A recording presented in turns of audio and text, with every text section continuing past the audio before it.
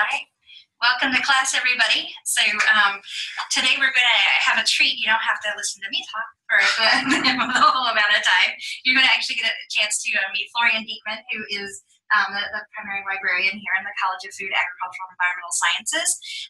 We have him in today because, as you know, for your forum projects, as well as your final paper, it's basically a research paper. So, and it could be from an international perspective. So even though as a senior, I'm assuming you had a good chance to do some research and you know what peer-reviewed and appropriate research is, you may not know what that is at an international scale. So, and then to get you started in that, we have a lecture today, but then also due next class is going to be a one-page paper. I've refined and added some additional details to the assignment, which you can find on Carmen, and I've also added it to the new syllabus to upload.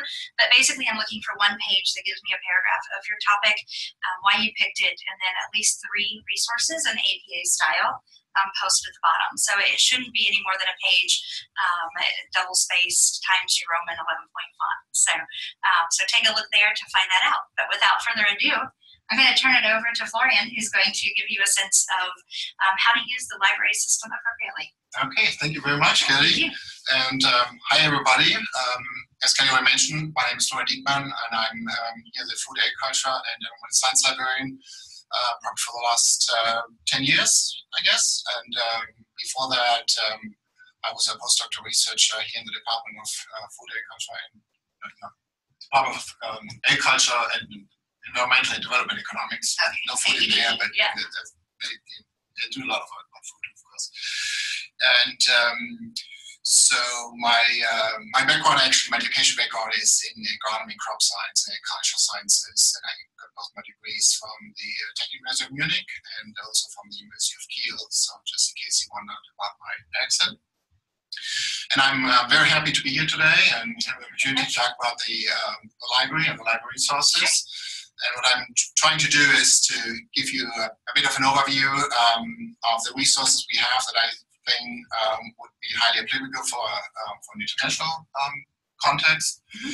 And then I think in terms of your class assignments, a lot of the research is scholarly in nature, and so it's really more a question of what would be a good research database and abstract database, and then what's the success strategy to surface that content. So I'm going, it might be a refresher for some of you. Some things might be new to go through how to build a search strategy and how to make resources and what type of publication maybe you encounter.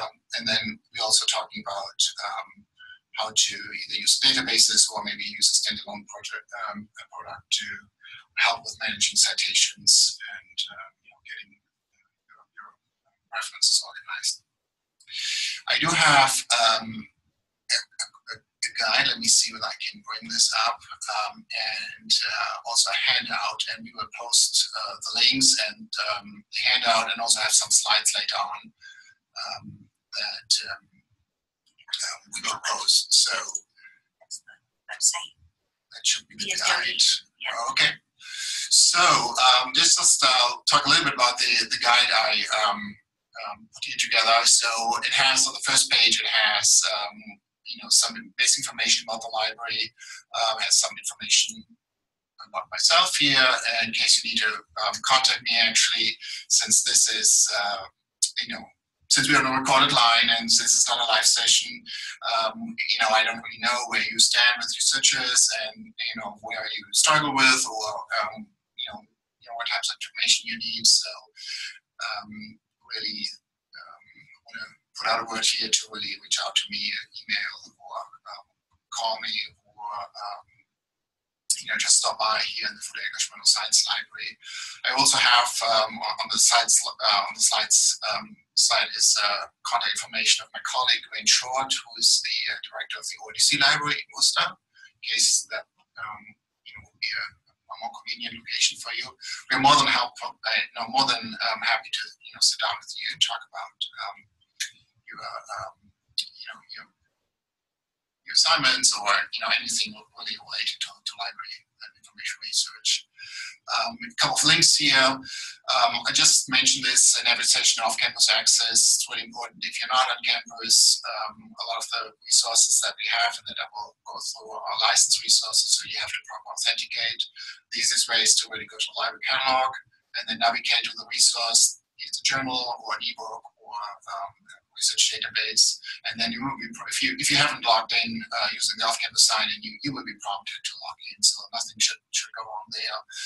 But just in case you can also use a proxy authentication here using this link, and that can be convenient if you have a certain resource like a journal or something that you want to access from home repeatedly, and you want to get access to early view articles that sometimes are not part of our subscription, you can try with that. But whenever you have a problem with access, you will be asked to turn over your credit card information and pay $30. Obviously you should not do that. All the resources are free to you to access, so you probably haven't authenticated properly. Sometimes we don't have resources. It can happen too. In either case, you just shoot me an email, give me a call, and I will come help you to walk through. One of the things we do is we have our Article Express or interlibrary loan delivery options, and that works for materials that we only have in print or where we don't have a subscription. There's a little short video that you can go through and learn how this works, or you can just think, this is too complicated, just shoot me an email and I will get the resource. It usually takes only a few hours to get it to you.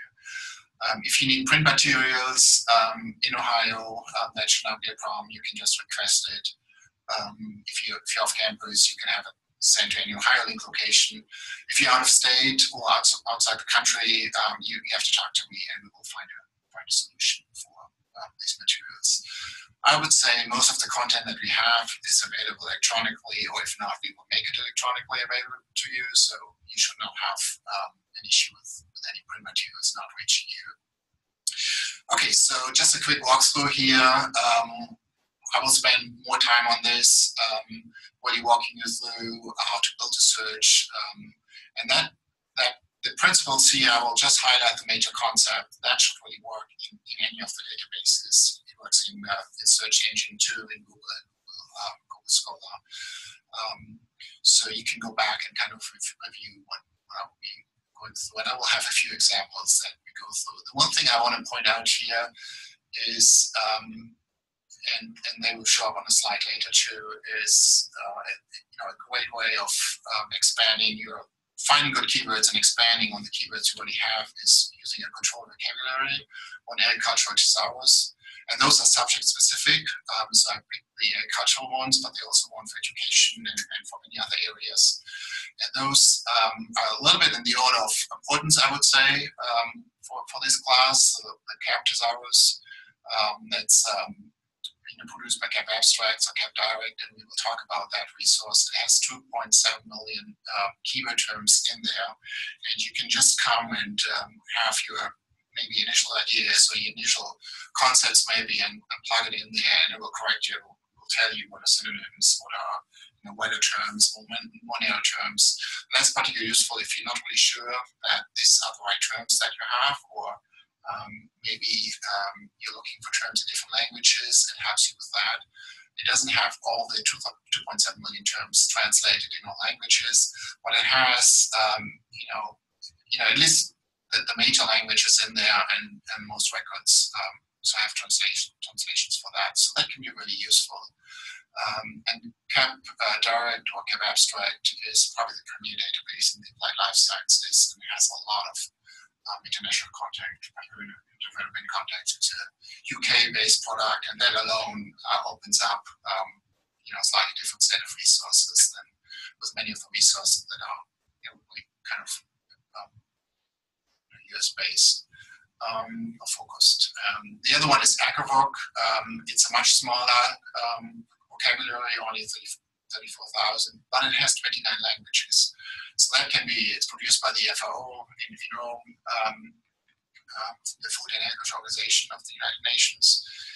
And so if you if you want to at least look up the prevalence of a term with a search concept in language like Arabic or Chinese or something, then this would be a great way. It won't give you access to the full text in that particular language, but at least you will be able to surface in any materials in those languages. And then finally, the National Agriculture Library in the US has a thesaurus and a glossary that is has a very nice size, 135,000 concepts or terms in there. And it really helps you to help you construct your search and develop, maybe not your search, but you at least helping you understanding what are related concepts, what are more narrow, more wider concepts, and help you to structure your search. So these three are great resources to look for good keywords. The library catalog, I don't really will talk a lot about the library catalog. That's everything that we own or we have access to, and that's books or the ebooks. That's all the journals that we have, all the research databases.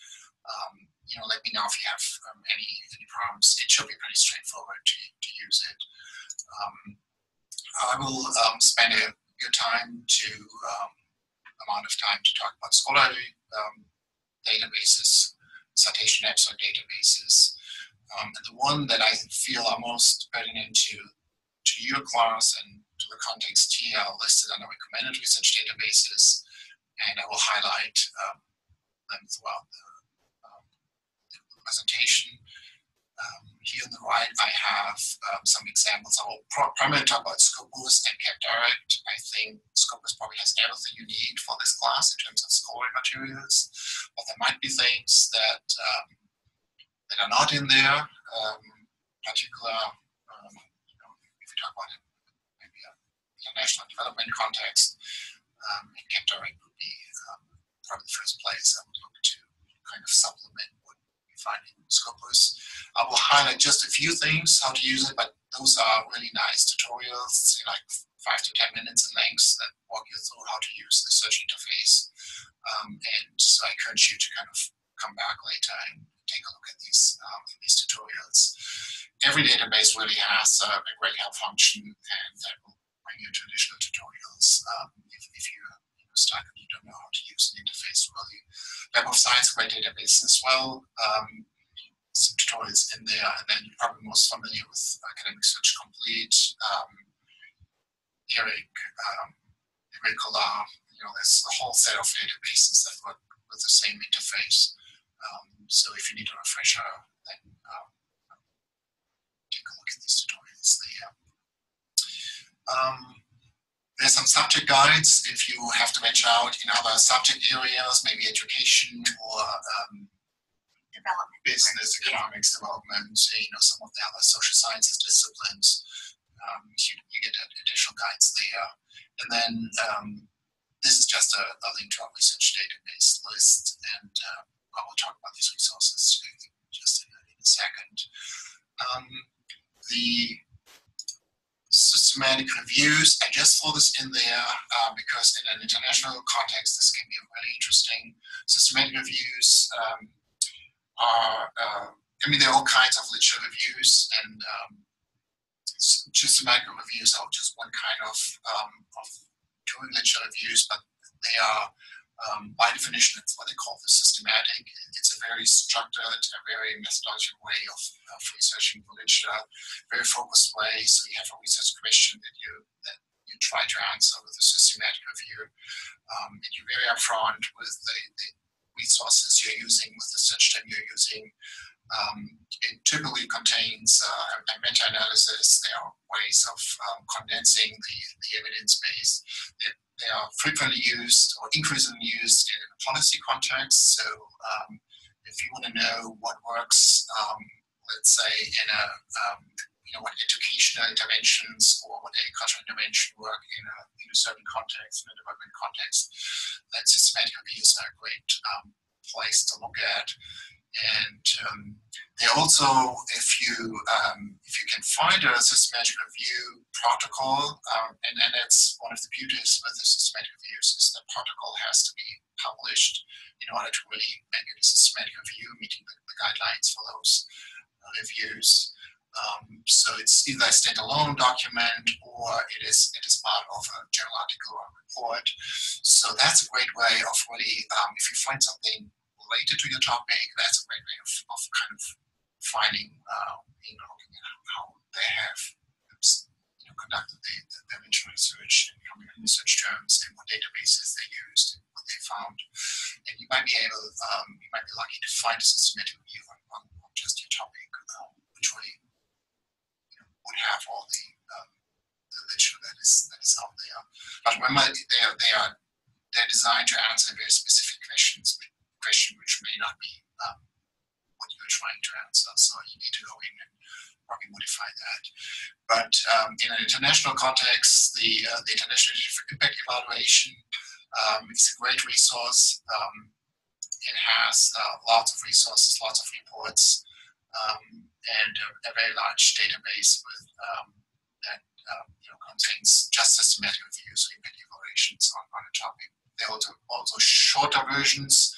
It's called an evidence map or a knowledge map that really just maps out the evidence and literature for a certain topic.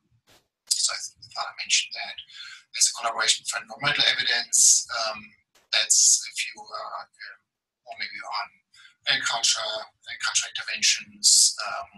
They're more skewed towards conservation and biodiversity and environmental management, but there's a lot of topics in there that touch on agriculture.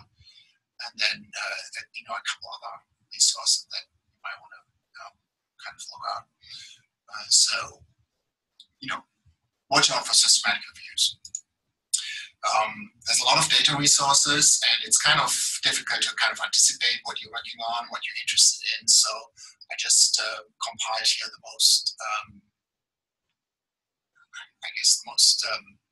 often sought international sources or databases or statistical data sets for international applications. So Country Watch is kind of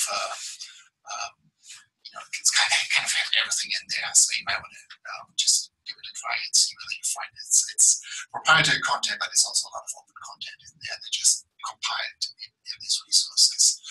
Eurostat is the central statistical office of the European Union. So anything that relates to the European Union will be in that database.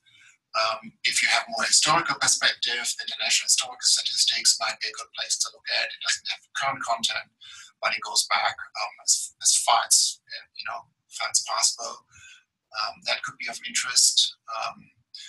If you are more after business and economics information, or economics information in a business context, then Merchant Intelligent and also Passport Global Market Information Database are two really great database for looking up international business information.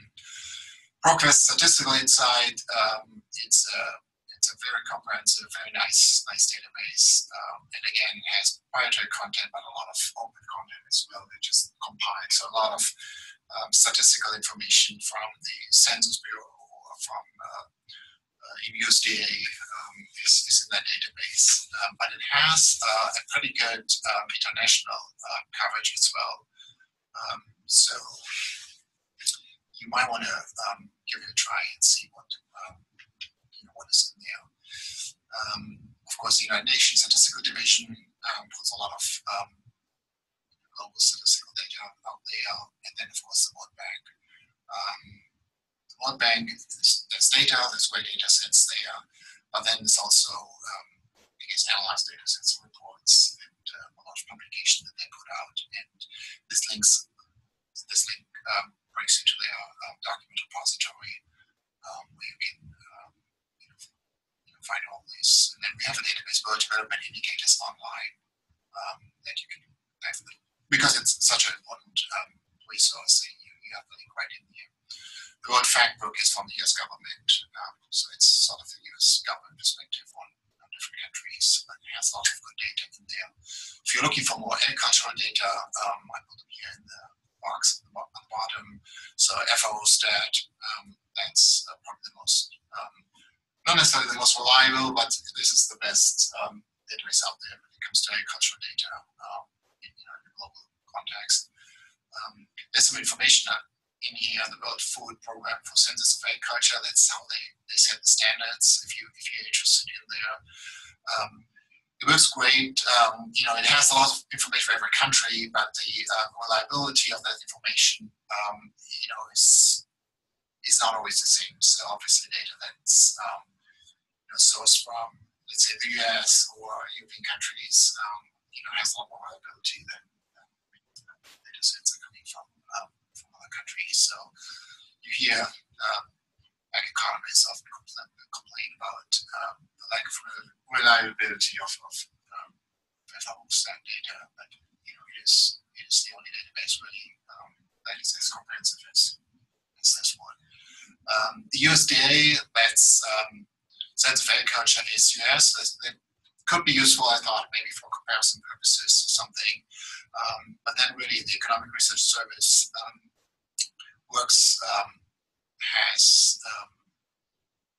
here for the US, but it has a lot of international trade information and a lot of international analysis in there. If you really look for data, it's the USDA Economic Statistics and Market Information System that probably first start looking for that before it's agricultural service. And then just tools to kind of, particularly the last one, the Quick Stats tool that allows you to kind of pretty quickly compile all the data and then actually visualize them, create them in tables, but then also create graphs or something like that. That might be useful. I didn't click on any links, but I think it's kind of exciting finding that. So there's a lot of content. If there's anything that I kind of missed and you feel like we should have added, you can just maybe alert me and send me an email, and I will be happy to add them to make this guide as useful as possible. And then the online references, I just put some. That's more like I thought more of like an encyclopedia. If you have to really look back and you're looking for an alternative to maybe Wikipedia and something maybe more focused on agriculture. Here, for example, the Encyclopedia of Agriculture and Food System. That's a really great resource to look at if you're new to a topic or new to a concept and you want to just know how to get started and maybe get some initial links into that area. That would be a good place to look at, and then and some other resources. Finding reports, and that's I just picked a few, and that's with reports. I'm really talking about dry literature, and that's not peer-reviewed journals. That's not conference proceedings. That's everything that governments and think tanks and NGOs put out, and they employ a lot of scientists. So I guess if it's a scholarly, it's a peer-reviewed like an article or conference proceeding they put out, it will be indexed in one of the other resources that I mentioned or that we're talking about. But really, if you're looking for maybe working papers or new reports that are coming out, then I put some resources in here. Most are actually from the Consultative Group of International Agricultural Research, CGIAR, which has about 15 to 16 15 research centers around the world. One of the more, I guess they're all, I shouldn't say famous or not famous, but you may be familiar with IFPRI. This is the International Food Policy Research Institute, which is sitting in Washington, D.C. That has a lot of great resources and provide analysis, policy analysis, and context. So it has data, but it also provides context for that data. That can be very useful. Very difficult to kind of anticipate what you might be working on topic-wise. I just throw these resources in here, and then let me know if you want to add more things. If you want to go in a certain direction, I would be happy to look back and add more resources to that. But this is kind of examples of research that you might encounter as you go out finding materials. And then news articles, we have a lot of databases that cover really international newspapers and magazines. So Access Business, actually it's Access. This is a consortium. There's even Access Ohio, so it works on a local, regional, national, and international level.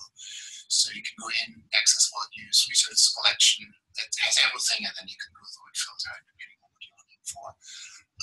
It has not every newspaper in the world, but it has really good coverage. And there are some Canadian, some European, Factiva, of course, and then the other one is the Global News Stream. It could be really interesting to look at. And then New York Times and Wall Street Journal, probably familiar, with the fact that we have a subscription to all these. And then they finally referencing and organizing citations. We will talk about this, but I want to point out a couple of tutorials again that I put in for each of the major reference managers. I really, if you haven't used any yet, I probably would go with Zotero, and actually it has developed so much that this is my only reference manager that I'm really using, keeping a little bit track of what EndNote is doing, but Zotero is probably the only really reference manager that you need. So we will talk about this a little bit, what you can do with that. I think we're using the APA style in here, so if you need a reference, you can go there. Actually, we'll show you how you can actually format your bibliography right in a research database, or using the management software, the reference management software, like Zotero, to do this for you. Okay, so this is the guide. Let me switch back to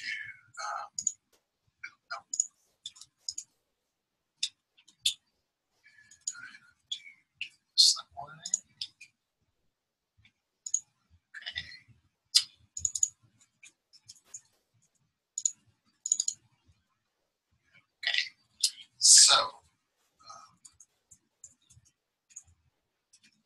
get this. I'm actually taking notes for myself. Okay. Sorry. Trying to get this full screen, but it may not. They're right down. Okay, so you have to probably. Okay, so let's transact into my slides. So where I will go through and just talk a little bit about how to actually build research strategy. And this can be used in any of the databases I showed you. So it even works for statistical data, it works for for any of the newspaper databases, works for Google Scholar. So, but I will show you two examples in an actual research database because I think that's most useful for this class to know. And I mentioned Wayne Short. I don't want to forget about her, so we can show them where the people are in Hawaii. Are they all on campus? Okay, so if you're in the Worcester campus, then Wayne Short would probably be a good resource to look into. And then again, there's guide. So I think I mentioned the agenda already. Strategies for identifying live and other information resources for research assignment and projects. We talk about the citation management tools, but I want to just mention the last point. It's really difficult because it's a recorded line here, so there's not really a lot of interaction possible. But I really would like to know where you are and maybe where you're struggling and what you're not finding. So I encourage you to reach out to me or to Heather and send us an email or give us a call or just stop by in the library so we can work on some of these things. So maybe see if I can do this on screen Just talking a little bit about some of the basic search techniques, and I think this is a refresher, but I think it's somewhat useful. So there are only three ways really to search for information, and the first one is to do a keyword and a building block search. Probably you've done a keyword search many times. A lot of people just use a keyword or two and put it on a single line in there, and you don't really go beyond the advanced search, using the advanced search. Or what I was talking a little bit was building block search, and that is really you have search concepts, and then you turn them into keywords, and then you take these keywords, you put them together, and so that they represent the same concept, and then that will becoming a building blocks, and then you put your blocks together in search statements, and that is the most effective and most comprehensive way of searching the literature. And here's actually an example, and this is an example I actually took from a systematic review that I mentioned earlier, where it looks like they were looking for effects of rotations or different cropping systems on soil carbon content. So the shorter example here is just for like a Google or Google Scholar search, where we have one block here about the rotations, the new monoculture and everything. And then, so this would be one building block, and then they look for the other one, there will be carbon, and then the first one will be soil. And you will see what's happening. You combine the blocks, with the end operator, and then use the operator within these blocks.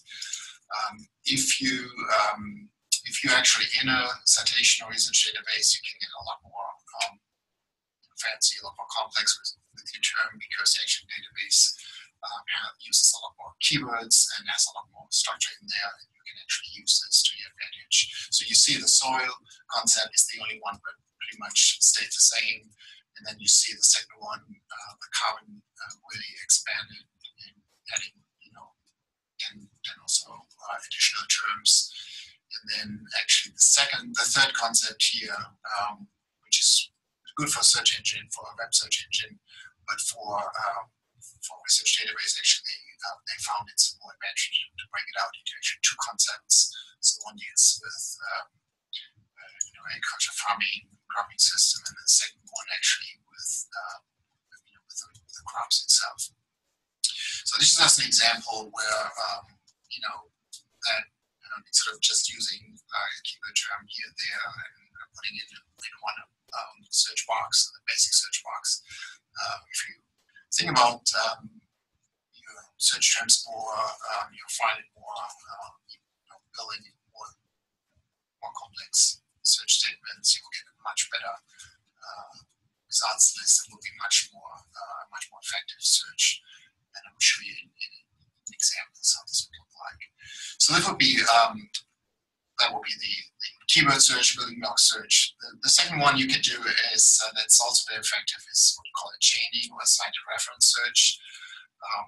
All the scholar literature has citations, has bibliography, and it goes both ways. So you have the citing references, that is the cited reference, that is you have a journal article, and it cites earlier literature, and this is related. The fact that it's cited means that there's a relationship, and you have to look at what that relationship is.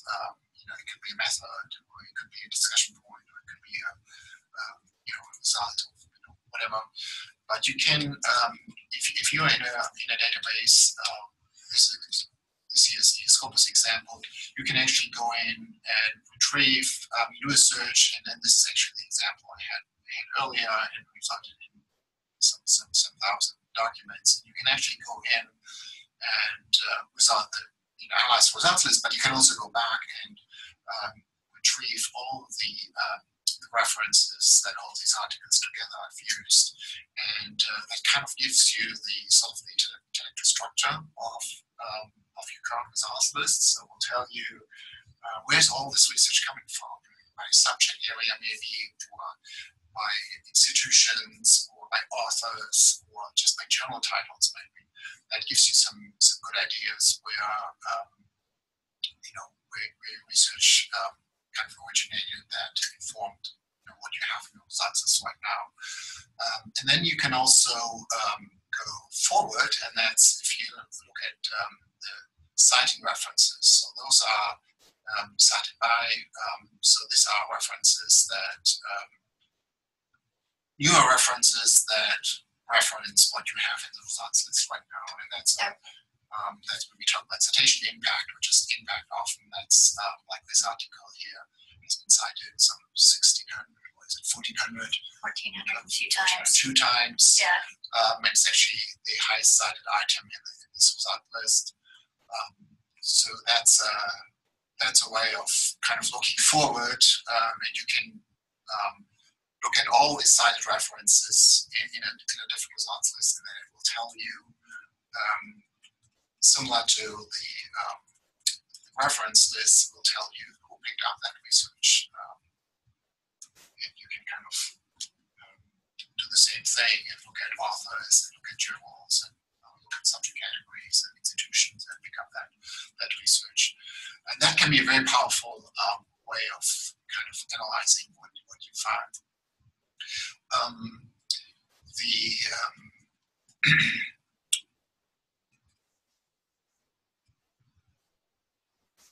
And you have to be in a citation database to do that. So you have to be either in Scopus or in Web of Science or in Google Scholar. With Scopus probably the most powerful way of doing this. Google Scholar is a lot messy, and Web of Science is more restricted.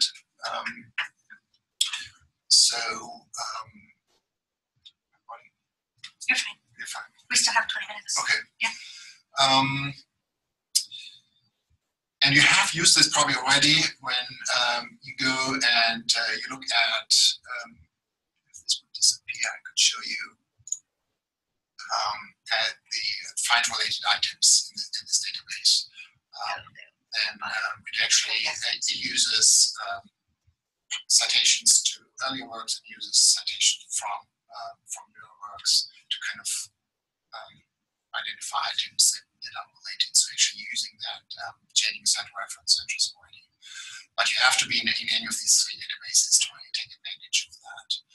And then finally, just some browsing and hand searching. And that can be useful if, let's say, you analyze your result list in the way I just described, and you discover, there are like 3 or 4 journals that really cover 80% of the research in there. So you might want to go back and kind of look at that journal, or maybe you're on a website and this is a group or an institution that does a lot of work in that one. So that's where this comes into play. Here's an example. The Economy Journal goes back to 1907. So it's really probably not very feasible to go through all the years and search that, but maybe you just want to check the last couple of issues to see anything new that came out, and that might be useful. Okay. The other thing to be aware of is that there are different types and formats of literature, and you can probably have heard about this before. You have to use it, so you can start with books or some reference works, and I had some examples in the guide for that to kind of get you focused and get some background and some initial references. But then for the core peer-reviewed journals and conference proceedings, you have to use the bibliographic research database. And then you might want to round whatever you found there. You want to round it up with maybe some news or some of the reports, which actually fall into the gray literature, and that's all the literature that is not regularly published as a journal or as a book. And so this is a whole it's a really mixture of materials, working papers. So often publishing cycles are very slow. For example, in agricultural economics, it can take about 18 months easily to get a a new work published, a new study published. And so often they put out working papers in between so that people know they're working on things or these are the results. And so if you, so that's a great way of looking for working papers, but then also keep in mind that there might be an actual journal article. And so whenever you can, you want to cite the final version of things. So, but if there's only working paper, then there's only working paper. Government reports. Government has a lot of scientists that do a lot of great research, and they're often published in peer-reviewed journals. But sometimes they just put their findings out in reports, and then white papers from NGOs and other places. Also, dissertations and theses. Those could be great resources, and we call them great literature because they're not very well published. And then finally, you have to select the best tools. I talked about this already. Abstract dissertation databases. The first three are kind of general. Scopus is the largest abstract database, there is. And that in itself makes it very powerful. It has great coverage in the sciences, pretty good in the social sciences, and it's still a bit less comprehensive in the humanities, and that's because they're relying more on books and other materials than the other disciplines. I will argue everything you need for this class will be in the Scopus database. Map of Science is often used as the gold standard for researchers. It is not as comprehensive, so it only has some of the best and the highest impactful journals in there. And then Academic Search Complete. It's convenient because you're probably familiar with that database already, but it doesn't systematically track citations, and so you don't have this capability in there. And it doesn't have the same, the interface is just not as powerful as the Scopus and also the Web of Science one. The other databases are more disciplinary, more subject focused. For international context, probably CAP Abstracts would be a good place to look at, and then also EGRIS, which is from the FAO, great places to look at. And ideally, you look at different places, maybe 2 or 3, and then you should actually see resources coming back at you, and that probably tells you that you have a good grasp of the literature. So they all have some overlap. There are also some full-text databases, and some you aren't really noticed. So Science Direct is Elsevier, as is Scopus, so those are pretty well integrated, so you may not even notice that when you're looking for the full text in Scopus, you actually be redirected to Science Direct. And then XSDL is the example for the Trust Societies, Economy, Crop Science Society of America, and Soil Science Society of America. But many other societies have their own databases. And they not only have their journals in there, they also have the conference proceedings in there. They often have all the ebooks in there, and we have access to all these resources. And sometimes you cannot find them in the catalog, so that's why I'm pointing out to also try these resources. Library catalogs and then the web search engine, probably Google Schoolhouse, what you want to use there. And again, the guide has links to all these resources and tutorials how to use them. Okay, so I'm spending a lot more time than I thought on this, so I will just continue. Just going through some steps to build. Sure. We have about 14 minutes left. Okay. In the room. Okay. Yeah. We can actually redirect them if you want to. Okay. Okay. I need to go now. Okay. Okay. Okay. If you want to let him know, I need to. If you want to. Okay. Sorry about that. So going back to the. I'll go do that. I don't remember who it was, but okay. Sarah Chen. Okay. Okay. All right. Thanks, guys. Okay. I'm going to let Florian finish up, and I'll see you all soon. Okay. Thank you. Okay, so let's talk a little bit how to build your statements and what are the key steps that you want to go through. So first of all, you want to sit down and think about search concepts. So what are the broad concepts that pertain to your topic? And then out of those concepts, you start thinking about search terms and keywords words that you can actually use to describe those concepts. And then once you take those keywords and search terms and you build them together into search statements using Boolean operators, then it's when you're really starting, building an effective search. You want to use, you want to be, a little bit knowledgeable about the capabilities of the search interface. So they all behave a little bit different. So, for example, not all possess wildcards or truncation symbols the same way. So truncation is just like these forest asterisks that we'll find forest, forestry, forester, and these type of things.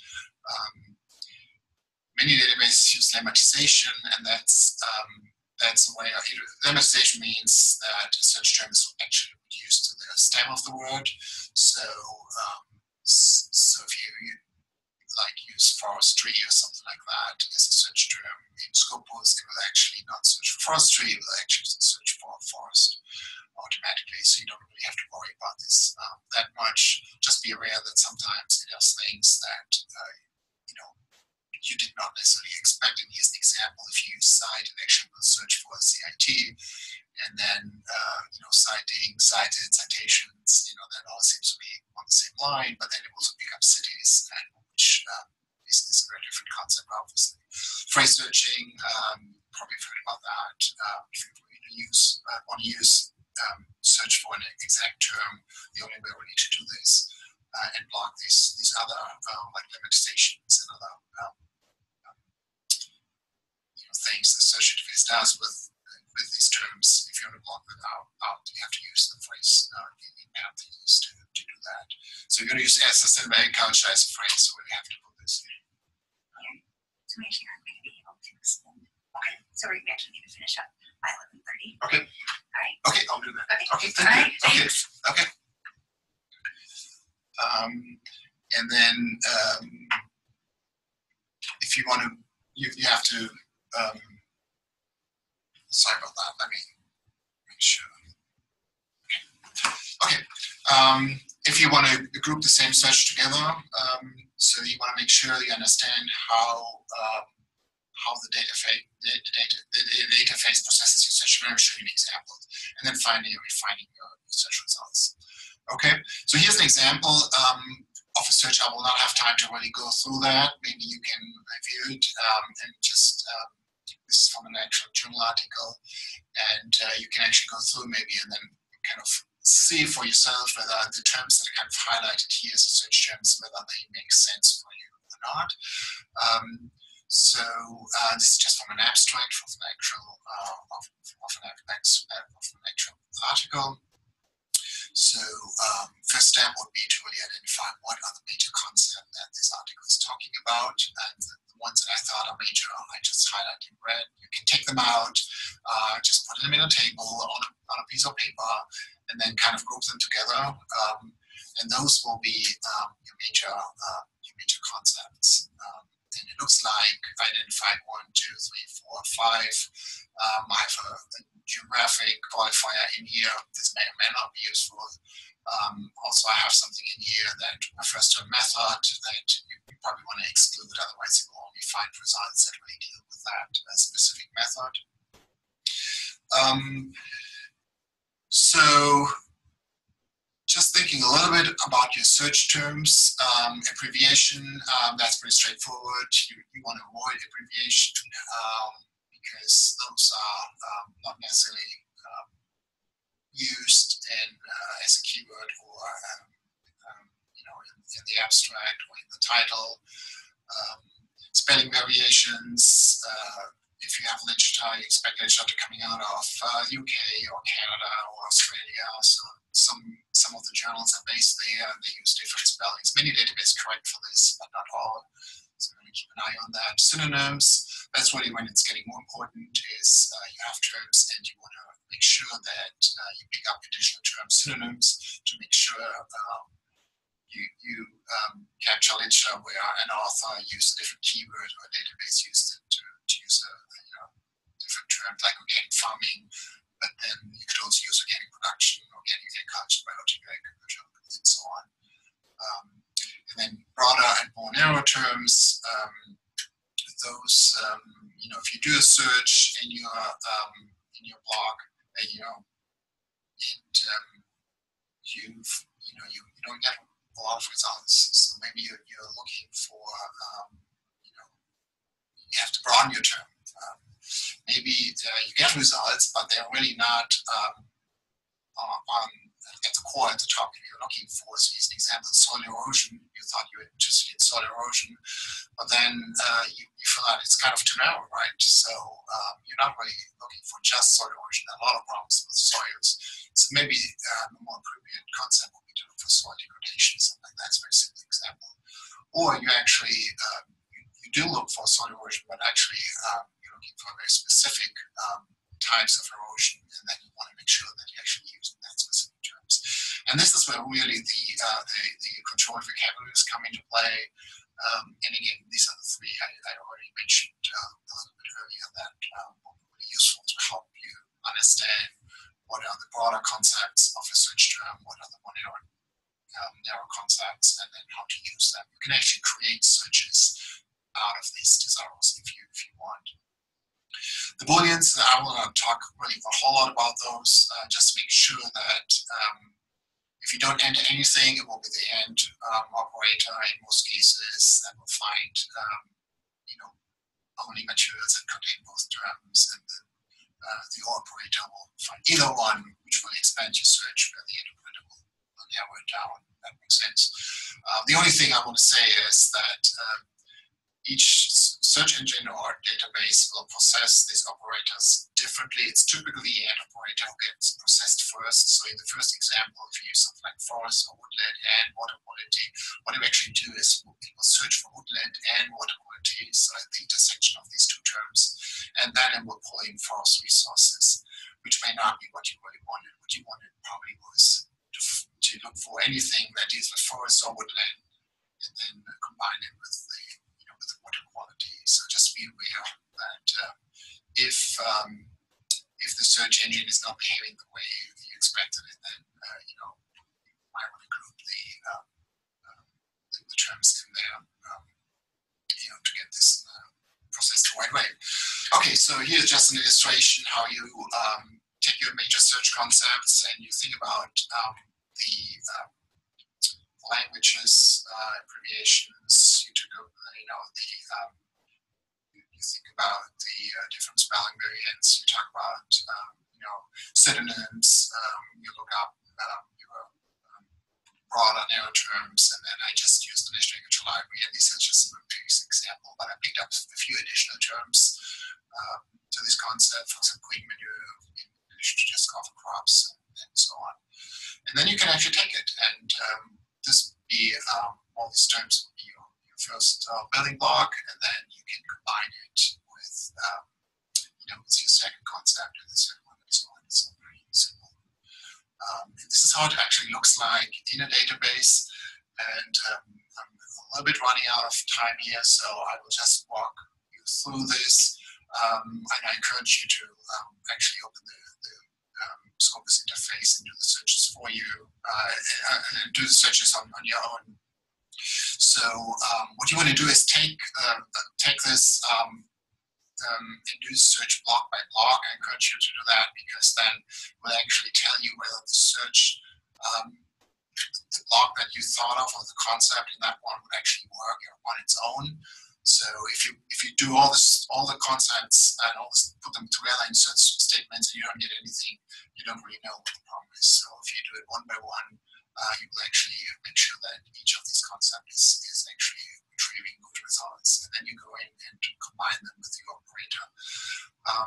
If you actually log in into the database, there's a MyScopus or MyKV, or Academic Search Company has the same option. Creates a personal account. It's free for you to open, but then you can actually go and you can track all the searches, and you don't have to go in and retype them. So you can do one search after another and see the results, and then you can actually use, if you the search history, you can actually combine them right there. I wish I could show you, but take a look at the videos in there, and we'll tell you how to actually do that. This is a very efficient way of going through the literature.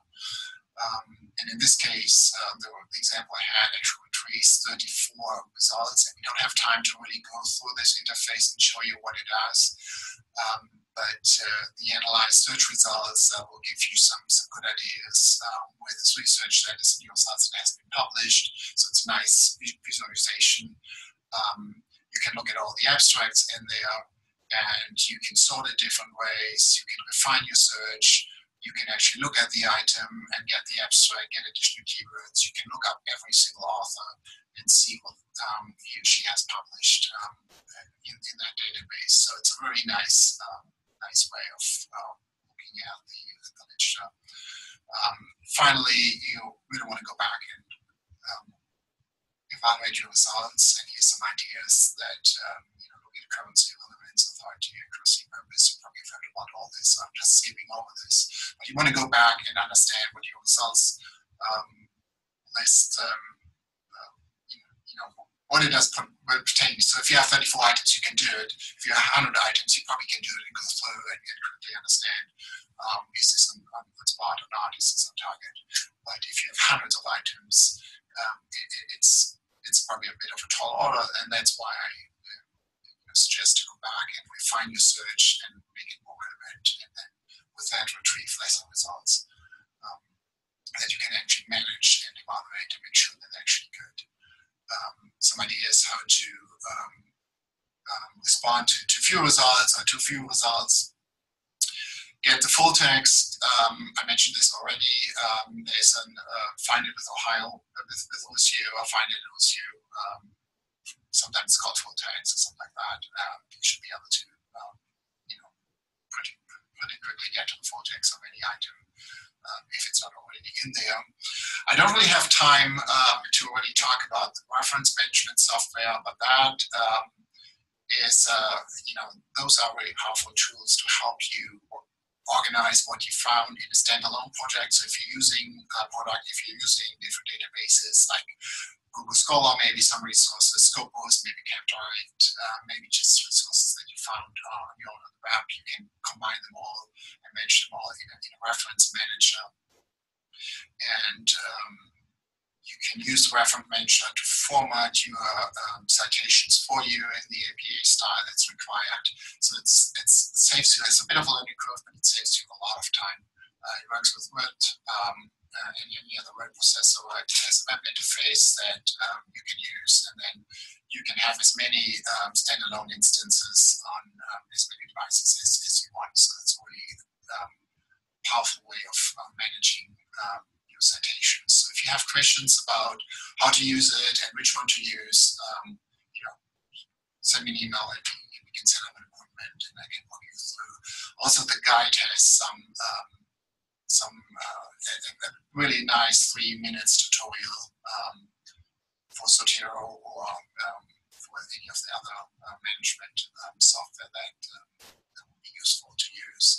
So just skipping through this. And that takes me to the end of the presentation. Thank you for listening through, and I encourage you to kind of look at the resources that we have, that we license or that are freely available, and you really have to practice how to build effective searches, and hope you do this and maybe walk through the examples, and then take advantage of the resources we have. And if you have any questions, feel free to reach out to me or to Kelly at any time. Thank you. Bye-bye.